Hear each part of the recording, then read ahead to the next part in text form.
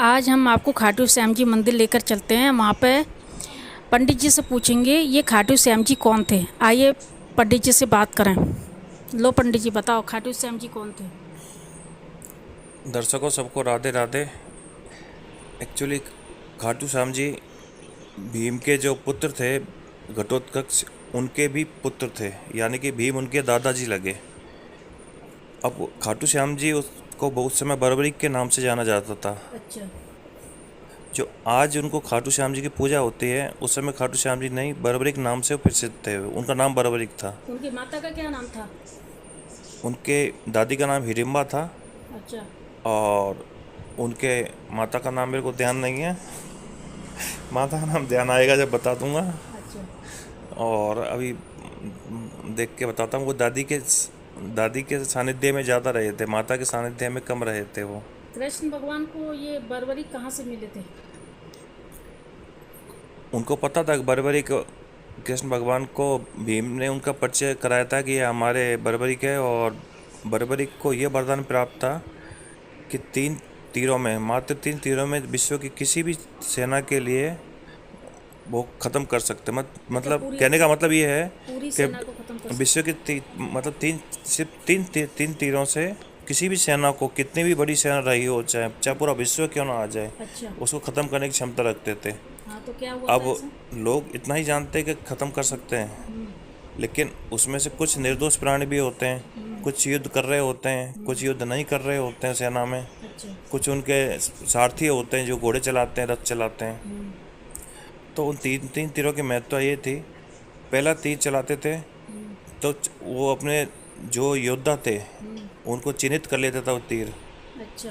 कि इस तीर से इनको मारना है। दूसरा तीर चलाते थे, उसे चिन्हित कर लेता था इनको नहीं मारना है। हम्म। और तीसरा तीर जो होता था, उस तीर के हजारों करोड़ तीर बन जाते थे। अच्छा ऐसा होता था। हाँ, और वो उन्हीं जहाँ जहाँ चिन्हित थे जिनको मारना था, चिन्हित थे। उन्हीं को लगते थे। उनसे कोई नहीं बच पाया आज तक। हमने सुना था कि कृष्ण भगवान के पैर में भी जो पत्ता दबा हुआ था उसके नीचे भी छेद हो गया था। उसके पीछे एक कहानी है, बहुत लंबी है, लेकिन मैं आपको शॉर्ट में बताता हूँ कि बर्बरीक जब युद्ध में भाग लेने जा रहे थे, अच्छा।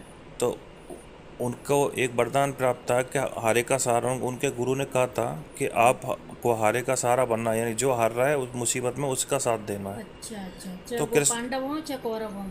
उससे उनको कोई लेना देना नहीं था। जी जी। पांडव हो या कौरव हो, जो हार रहा है, जो परेशानी में है। अच्छा जो मतलब हारे का सहारा। वो इसलिए उनको आज हारे का सहारा बोलते हैं। हम्म। तो उनको ये वरदान प्राप्त था। हम्म। तो कृष्ण भगवान ने सोचा कि ऐसा कैसे हो सकता है कि कोई आदमी एक ही बाण से पूरी सेना को नष्ट कर दे। 3 बाण थे, लेकिन 3 बाण तो सिर्फ नाम मात्र के थे, हम्म। पर नष्ट तो एक एक ही बाण काम कर रहा था ना मारने के उनको लिए। उनको वरदान मिला हुआ होगा ये उनको तीन उनके गुरु तीरों से का। उनके उनके गुरु से वरदान प्राप्त था, क्योंकि उन्होंने गुरु की बहुत सेवा की थी और उनको असुर परेशान करते थे। अच्छा। तो उन्होंने उनकी साधना पूरी करवाने में बहुत सहयोग किया था। जी।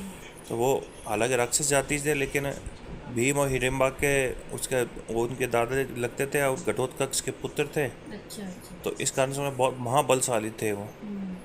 तो अब कृष्ण भगवान ने उनकी परीक्षा लेने की सोची। अच्छा। तो उन्होंने कहा कि बर्बरिक, कि ये आप ये बताओ कि कैसे मैं कैसे मान लूँ कि ये हो सकता है। हम्म। बोला क्या साक्षी चाहिए आपको। हम्म। तो बर्बरिक ने कहा कि उन्होंने कृष्ण भगवान ने कहा कि साक्षी ये चाहिए कि आप ये सामने पेड़ नज़र आ रहा है, इस पेड़ के आपको इतने पत्ते हैं हम्म। कि एक तीर से सब पत्तों में छेद हो सकता है। इसमें हजारों पत्ते की तादाद में पत्ते थे, हजारों क्या, बहुत कोई अनलिमिटेड पत्ते तो थे। कृष्ण भगवान क्यों गए थे उनके पास या वो आए थे कृष्ण भगवान के कृष्ण पास। भगवान उनकी परीक्षा लेने गए थे कि ऐसा संभव भी है या नहीं है। कृष्ण भगवान भगवान होते हुए उनको उन पे शक था, उनको उन पे डाउट था कि वो एक तीर से इतना असंभव चीज़ है ना। आप ही सोचिए, एक तीर से एक मिसाइल आज के टाइम में, हम्म। आप कहो कि मैं इतनी भीड़ में से, लाखों की भीड़ में से 50 आदमी को मारना चाहता हूँ तो 50 वो ही मरे। हम्म। ऐसा कैसे हो सकता है बताओ। हम्म। मतलब अगर लाख आदमी है, लाख आदमी से आप कहो कि मेरे को 5,000 आदमी को मारना है, हम्म। और वो भी सिलेक्टेड आदमी की, ये और भीड़ इतनी के एक पे लड़ रहे हैं, सब लड़ रहे हैं आपस में, तो वही कैसे मरेंगे। तो ये हारे का सहारा कैसे बने।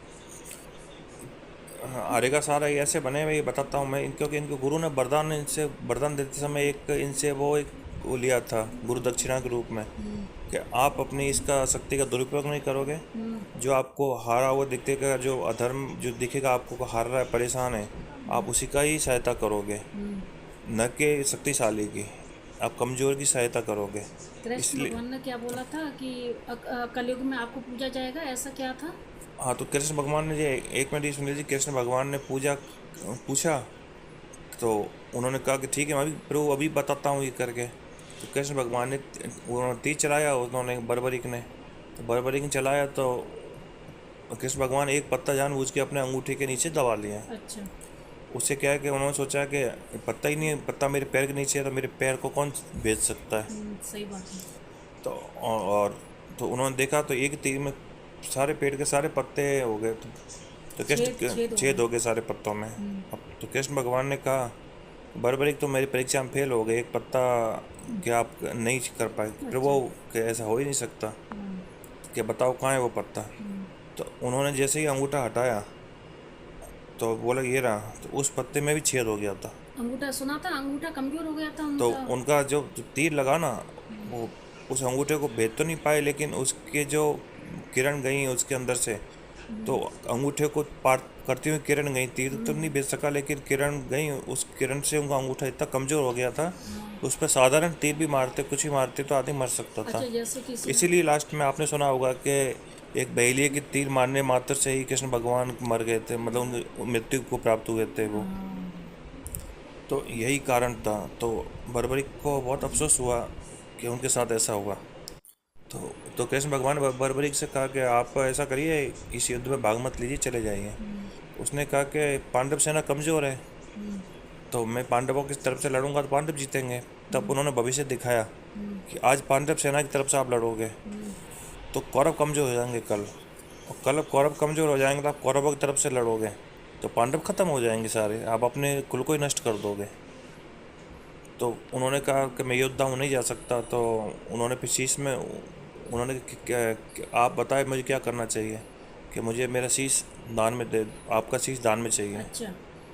तो उन्होंने उसने खुद ने, बर्बरिक ने खुद ने शीश दान में दिया। अच्छा। तो शीश उनके चरणों में गिरा, तो शीश चरणों में नहीं गिरने दिया। उन्होंने कहा कि मैं तुमको ये वरदान देता हूँ कि आज के बाद मैं कृष्ण तो हूँ ही, श्याम हूँ ही, लेकिन खाटू श्याम के नाम से आज तुमको पूजा जाएगा, कलयुग में पूजा जाएगा। कलयुग में तुमको पूजा जाएगा आज के बाद, मतलब। ये। और उन्होंने कहा कि मुझे और बताओ क्या इच्छा है तुम्हारी, कि मेरी इच्छा थी प्रभु के मैं ये महाभारत का युद्ध देख लेता, इसका साक्षी बन जाता, कि चलो मैं ये इच्छा भी आपकी पूरी कर देता हूँ कि तुम साथ जब तक युद्ध चलेगा तब तक तुम देखते रहोगे, तुम्हारे सिर ऐसी जगह स्थापित कर दे देंगे। ऐसी जगह स्थापित किया प्रभु ने कि वहाँ से उनको पूरी महाभारत सब कुछ दिख रहा था अच्छा, उनको। उन्होंने खुद देखा था।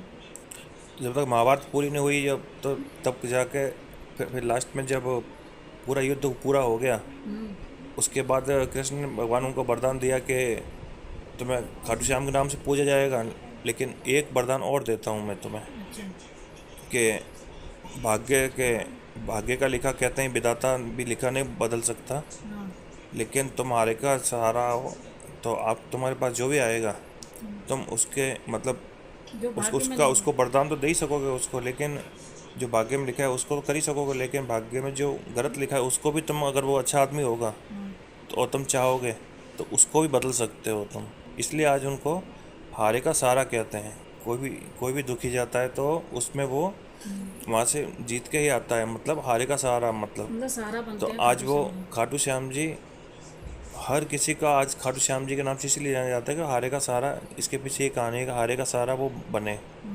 आज भी कोई भी जाएगा, आज नहीं तो कल, कुछ दिनों बाद उसको अपने ज़िंदगी में, दिनचर्या में, अपनी लाइफ में परिवर्तन पता चल जाएगा कि हारे का सहारा क्या होता है। थैंक यू पंडित जी, आपने इतनी अच्छी जानकारी दी हमें। आपका बहुत थैंक यू आपको, कि ये सब जानकारी अगर बाहर दर्शकों को जाएगी तो जन आम जन का, संसार का कल्याण होगा, और लोग समझेंगे भगवान की महत्ता। कि लोग शीश भी दान भी दे दिया करते थे पहले, आज तो किसी से कोई उधार मांगे, उधार या परेशानी में हो तो आज कोई 1000 2000 3000 इलाज के लिए भी नहीं देता।